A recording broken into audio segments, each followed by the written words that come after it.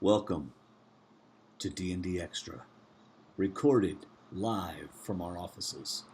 Shh, don't tell anybody. In an undisclosed location. Yeah. Recorded live at 10:18, according to Is that David's. what you got? Mine says I'm behind and my thoughts are off. No, I'm looking at the clock behind you. Oh. Yeah, it's 9:15 here, 9:12. It's 10:12, yeah. But I'm in an undisclosed location, so you really don't know where I am. That's right. You could Not be. necessarily on the East Coast. That's right. Today's going to be the all-faced Dwayne.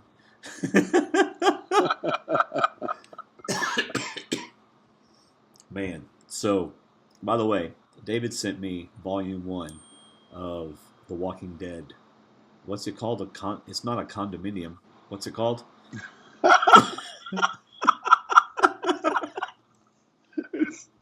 You read it in a condominium. Yeah, but it's called something. Do you know what it's called? It's called a compendium. Thank you, a compendium. And I've gotten... And it's like 48. It's the first 48 comics. I think the number is 48. It's the first 48 small paper comics. I kind of wish it would let me know when it was starting a new comic, because, or maybe it does, and I just haven't finished the first comic. But I'm pretty far into it. Interesting though that like they don't let you know right. What? Oh, you're breaking up, but I want to hear this. You said you've already started reading it? Yeah. I'm pretty far along into it. Well, I'm still in the first episode of the TV thing. Like, Nick's partner, police partner, who's, very jealous of Nick being back. Is it Nick? Okay, first, his name is Rick. Okay, Rick. If you're not going to care about who these people are, you might as well stop now. Yeah, somebody got mad at me, or I don't know if they got mad, but they were like, typical that you would call Aubrey Audrey. And I wrote back, in my mind, I was saying Aubrey. I don't know what's going on. All right, so Rick's police partner, in the comic, they don't make it so obvious that, what's his partner's name? Alan? Oh gosh, that's been a while. Yeah, well, anyway, they don't make it as obvious that he and Rick's wife have, been more than just friends. Yes. Right. So, but anyway. Pretty good stuff. So how about this episode coming up, man? I'm really stuck on the idea that I think the big heavies are going to start going after each other. I don't think Jason's necessarily going to be the big target this week. I think he's going to sit back and see if because I think him and Scott calling out Aubrey last week is kind of weigh heavy on everybody else. Yeah. They need to see how strong she is and that she could be somebody that can win the game. If anybody's sitting with Aubrey at the end right now, they could have a problem getting votes at the end. I just realized I'm not wearing headphones, so every time you talk, it comes out on my end too. Yeah, if you wouldn't mind, that would be very technically professional if you were to put headphones on, like you tell everybody that we podcast with, instead of just using the speakerphone, if they would use their headphones. All right. Is that better? A little bit. It might take him a second. Can you hear me at all? Yeah, I can hear you. Okay. Good. I can barely hear you, but well, I don't know, because I think Julie could be a target too, because now she's kind of showing her feathers. Yeah. So what do you think? See, I'm thinking Aubrey and her gang are going to have control of this game. I think Julia and Jason are going to be scrambling to try to get everybody against Ty, which is what they showed on the preview, But I don't think that's going to go anywhere, I think Aubrey's got pretty good control of things right now, and it's going to stay that way. She's got Joe, and she seems to have Sydney. But then Julia and Michelle.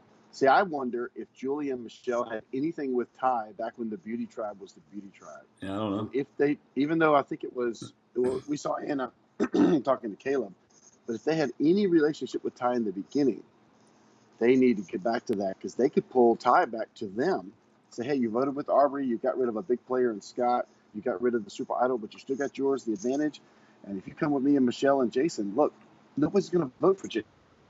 Right. You know, they're going to vote for Aubrey and Sydney. They're the ones that are winning all the moves right now. They're the people that are voting for the people leaving at Tribal. Yeah. So if you want to, this is playing the game, Ty. I know you want to play with your heart, but it's time to play the game. You made a heart move last week. Now it's time to play the game. Come with us and let's target Aubrey or Sydney, and they could fake the move at Aubrey. And if she finds an idol, because I think the idol's going to go back and play. Well, Scott took it, Neil took it, and then they go after Sydney. So it could be Aubrey or Sydney. Yeah. Well, when you consider that Ty is so malleable, Mm-hmm. you know, I mean, you just look at him the right way and he'll follow you. Yeah, we didn't see it in the show, but Debbie said it in her exit interview. And for some reason, I can't get it out of my head. Nobody's going to vote for Ty because he's a flipper. Yeah. He goes with the flow. So, Yeah. but well, I'm looking forward to the episode. Oh, I think it's going to be It's going to be incredible. And no matter who, my battery's going low. No matter what happens, this has been such a good season. Oh, I know. I can't imagine any 2 or 3 at the end that wouldn't be a good final. Yeah. Unless it's Joe in a final 2. But otherwise, I can't imagine anybody else at the end that would be a good final. Because everybody left are good speakers. Yeah. What I'm not liking, and Jeff Pittman pointed this out in his episode and his recap, this was probably one of his longer recaps. It was really good. He does give us a shout out. Hey. Oh, cool. But he said that Sydney seems like such a smart player, but she must not give good confessionals because we're not getting anything from Sydney. Yeah. It's all from Aubrey. Aubrey is very, very smart, very good on the mic, right, so to speak. So it's really Aubrey's show to lose. It seems like at this point. Yeah. Well, there you go. So I don't really have a prediction of who's going to go home. I guess, and only 8 people watch this, so they don't care if we give a prediction, but you can give one if you want. Well, I think it was neat last week that Ty mentioned that he's nervous about having all this power, but at the same time, I could go home with both of them in my pocket.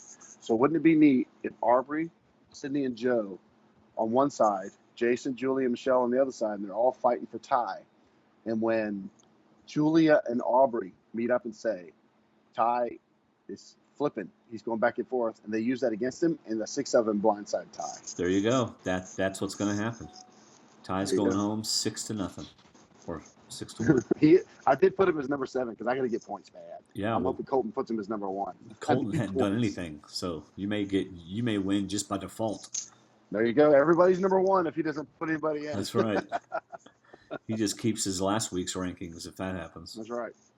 All right, man. Well, that was fun. Look forward to podcasting tomorrow night right after the show. Yep. Well, after we watch it. Yeah. I was going to say, it won't be live 9:01 Eastern. Yeah. All right, see you, everybody. Thanks for watching D&D Extra. See you.